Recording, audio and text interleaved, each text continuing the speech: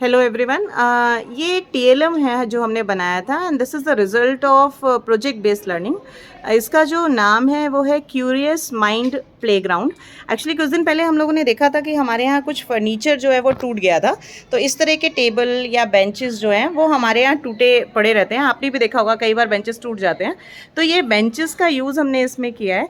Plus कुछ tyres हैं जो इसमें इस्तेमाल हुए हैं, और ये जो टायर्स हैं ये कुछ हमारे स्कूल में पड़े हुए थे और कुछ टायर्स जो हैं वो बच्चों से मंगाए गए हैं। तो बेसिकली इनका यूटिलाइजेशन करके एक ऐसा टीएलएम मॉडल हम लोगों ने तैयार किया है जिसमें कि बच्चे जो हैं फर्स्ट से लेकर 12th तक इसको यूज़ कर सकते हैं। तो बेसिकली हमने इसमें क्या किया है, यहाँ पर आप देख सकते हैं कि सभी टायर्स में कुछ नंबर्स हैं।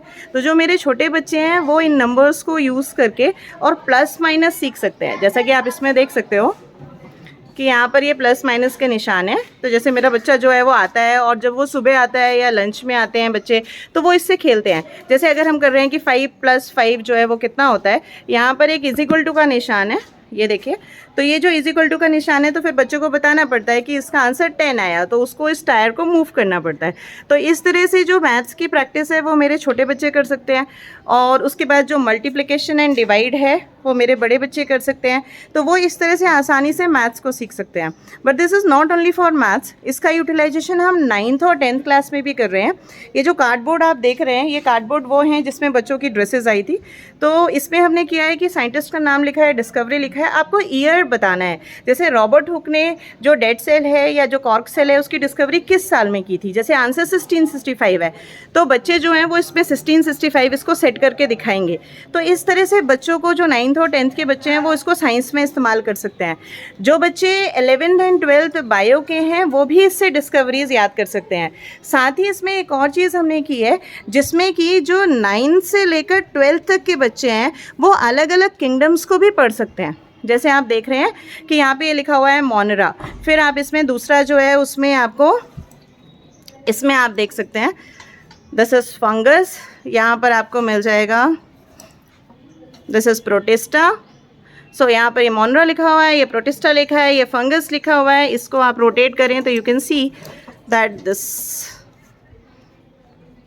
इज़ प्लांटे, यहाँ पर प्लांटे लिखा हुआ है, और ये लास्ट वाला जो है इसमें एनिमालिया लिखा है। तो एक क्लासिफिकेशन जो बच्चों के लिए एक बड़ा हेडेक होता है वो भी बच्चे इससे पढ़ सकते हैं खेल खेल में। जैसे कि यहाँ पर आप देख सकते हैं कि अलग अलग ऑर्गेनिजम्स जो है उनकी फ़ोटो लगी हुई है एंड स्टूडेंट्स को उसका किंगडम फाइंड आउट करना है। तो जैसे आप बताइए कि अमीबा किस में आता है या बर्ड्स किस में आती हैं।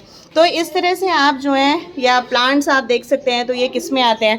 तो अगर मैं इस पर हाथ रखती हूँ कि चलो इसको बताओ कि ये किस पे आता है, तो मेरे बच्चे को उसको सेट करना पड़ेगा कि ये मोनरा में आता है कि प्रोटिस्टा में आता है।